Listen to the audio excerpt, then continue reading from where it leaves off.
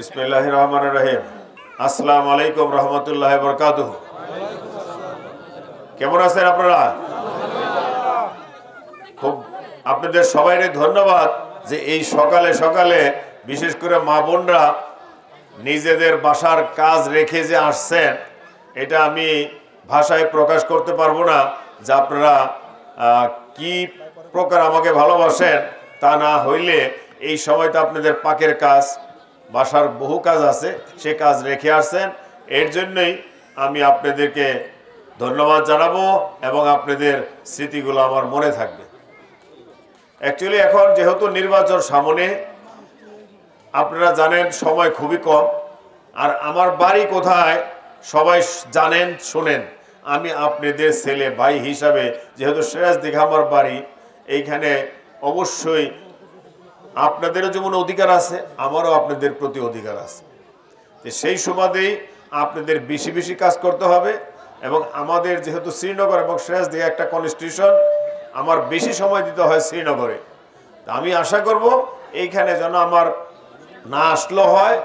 আপনাদের উচিত হবে, আপনাদের যত আত্মীয় স্বজন বিভিন্ন জায়গায় আছে, আশেপাশের ইউনিয়নগুলোতে আছে, এমনকি শ্রীনগরও আছে, সেইখানেও যদি একটু টেলিফোনের মাধ্যমে যোগাযোগ করেন, যেহেতু এখন এই টেলিফোনটা সারা পৃথিবীতেই যোগাযোগ করা যায়, এইটার মাধ্যমে আপনারা যোগাযোগ করলে ইনশাল্লাহ এইটাই আমারে ভালোবাসেন এবং এইটারই প্রমাণ।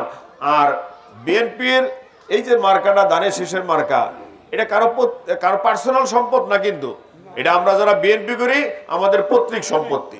এই মার্কার জন্য আমরা অনেকে জেল খাটছি।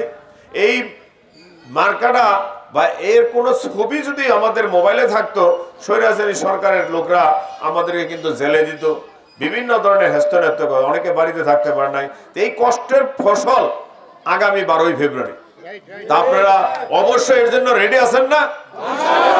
আজকে দেখেন আল্লাহর অশেষ মেহেরবানিতে আমরা খোলা আকাশে কথা বলতে পারতেছি, কোনো ডিস্টার্ব নাই।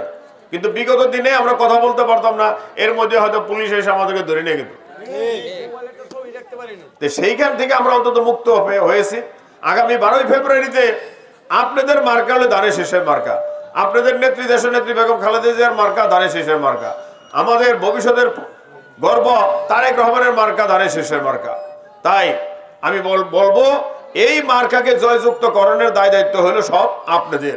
আপনাদের একটা বাপ দাদার সম্পত্তি রক্ষা করতে যেরকম দায় দায়িত্ব, এই দানের শীষ আমাদের পৈতৃক সম্পত্তি, এটার দায় দায়িত্ব আপনাদের সবার। আমাকে হয়তো দল চয়েস করছে আপনাদের সাথে কাজ করার জন্য, আপনারাও কাজ করবেন, আমিও কাজ করব। যুবতীদের জন্য ট্রেনিং এর ব্যবস্থা করে তারা যেন ট্রেনিং এর পরে বিদেশে যেতে পারে, তাহলে আমাদের দেশে প্রচুর অর্থ আসবে এবং আমাদের সম্মানও ভালো থাকবে। আজকে যদি একটা এইখানে কাজের জন্য একটা ইন্ডাস্ট্রি করা হয়, একটা ইপিজেড থাকে, তাহলে দেখবেন এই এলাকার যত বেকার যুবক যুবতীরা আছে তারা কিন্তু কর্মসংস্থানের ব্যবস্থা করতে পারবে।